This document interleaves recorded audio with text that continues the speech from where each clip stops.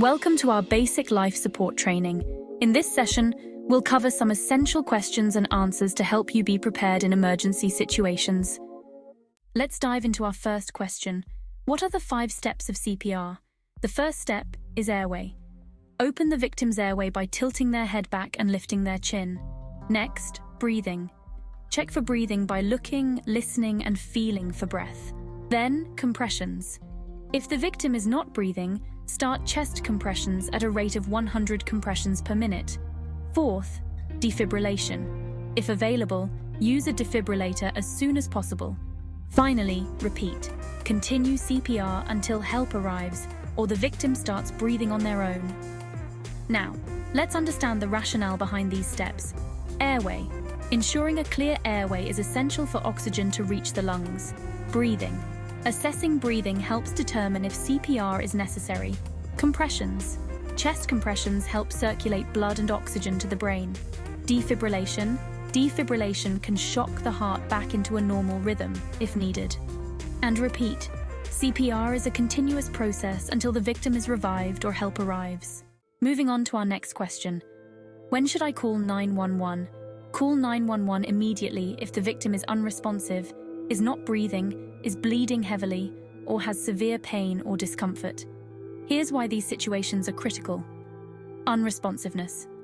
An unresponsive person may require immediate medical attention. Not breathing. Lack of breathing is a life-threatening emergency. Bleeding heavily. Severe bleeding can lead to shock, and severe pain or discomfort. Sudden or severe pain may indicate a serious medical condition. Question 3. What is the correct hand placement for chest compressions? Well, place your hands on the center of the chest, one on top of the other, directly over the breastbone. Now let's talk about why.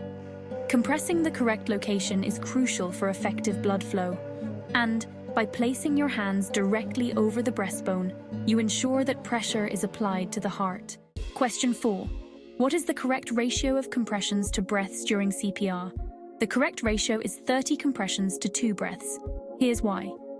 30 compressions provide immediate support to the heart and circulation. And those 2 breaths are essential for ensuring adequate oxygen supply to the brain. Question 5.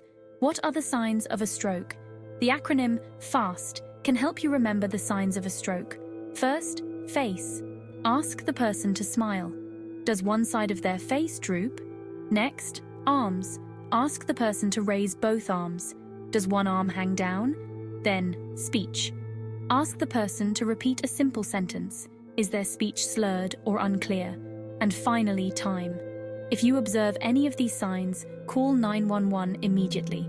So why is this important? The acronym FAST helps people quickly identify the key signs of a stroke, and acting quickly is critical in treating a stroke and minimizing brain damage.